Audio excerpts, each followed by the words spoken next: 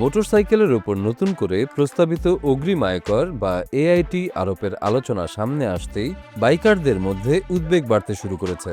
অনেকের প্রশ্ন, একটি মোটরসাইকেলের জন্য যেখানে আগে থেকেই প্রতি বছর ট্যাক্স টোকেন দিতে হচ্ছে, তখন সেই একই বাহনের ওপর নতুন করে অতিরিক্ত কর বসানোর প্রয়োজন কি? সরকার বলছে ট্যাক্স টোকেন এবং এআইটি এক জিনিস নয়। ট্যাক্স টোকেন মূলত সড়কে যানবাহন ব্যবহারের জন্য নির্ধারিত বার্ষিক ফি। অন্যদিকে এআইটি হচ্ছে আয়করের অগ্রিম অংশ, যা পরে কর রিটার্নের সঙ্গে সমন্বয় করার সুযোগ থাকে। অর্থাৎ কাগজে কলমে দুটি করের উদ্দেশ্য আলাদা। তবে বাস্তবে সাধারণ ব্যবহারকারীর কাছে এই পার্থক্য খুব স্পষ্ট হয়ে ওঠে না। একজন বাইকারের দৃষ্টিকোণ থেকে হিসাবটা এমন যে, মোটরসাইকেল রাখতে হলে বছরে একাধিকবার সরকারকে আলাদা আলাদা নামে টাকা দিতে হবে। ফলে করের এই নতুন স্তর অনেকের কাছে বাড়তি বোঝা হিসেবে দেখা দিচ্ছে। মূল আপত্তিটা তৈরি হচ্ছে এখানেই, কারণ একটি খাত যখন আগে থেকেই নিয়মিত কর কাঠামোর মধ্যে রয়েছে, তখন সেই একই সম্পদের উপর আবার নতুন করে বাধ্যতামূলক কর চাপানো হলে সেটি কার্যত করের পরিমাণ বাড়ানোর মতো অনুভূত হয়।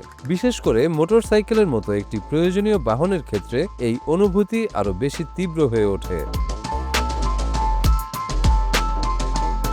বাংলাদেশের বাস্তবতায় মোটরসাইকেল এখন আর শুধু ব্যক্তিগত শখের যান নয়, হাজার হাজার মানুষের জন্য এটি জীবিকা নির্বাহের মাধ্যম। রাইড শেয়ার চালক, কুরিয়ার কর্মী, ডেলিভারি রাইডার কিংবা ছোট ব্যবসায়ীদের অনেকেই প্রতিদিনের আয়ের জন্য মোটরসাইকেলের উপর নির্ভরশীল। ফলে এর ওপর অতিরিক্ত কর আরোপ সরাসরি তাদের ব্যয়ের চাপ বাড়িয়ে দিতে পারে। শুধু অর্থনৈতিক চাপই নয়, বিষয়টির একটি মানসিক প্রভাবও রয়েছে।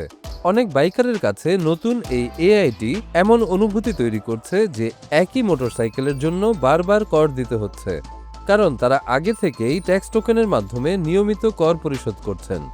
এর ওপর আবার সিসি ভিত্তিক নতুন কর যোগ হওয়ায় অনেকের কাছেই এটি অতিরিক্ত ও পুনরাবৃত্ত করের বোঝা বলে মনে হচ্ছে।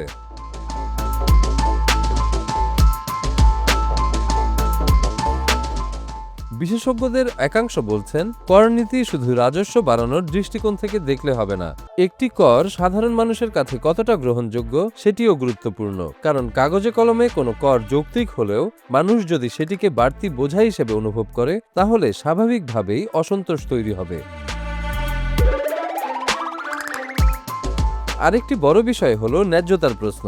মোটরসাইকেলের মালিকেরা আগে থেকেই নিবন্ধন ফি, ফিটনেস ও ট্যাক্স টোকেন সহ বিভিন্ন খাতে নিয়মিত টাকা পরিশোধ করছেন।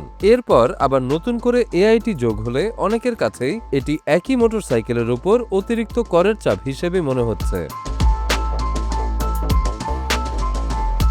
বিশ্লেষকদের মতে রাষ্ট্রের রাজস্ব বাড়ানোর প্রয়োজন অবশ্যই রয়েছে, তবে সেই প্রক্রিয়ায় সাধারণ নাগরিকের ওপর মোট করের চাপ কতটা সহনীয় রাখা হচ্ছে সেটিও সমান গুরুত্বপূর্ণ। কারণ করনীতি শুধু অর্থনৈতিক সিদ্ধান্ত নয়, এটি নাগরিক আস্থা ও সামাজিক ভারসাম্যের সঙ্গেও গভীরভাবে যুক্ত।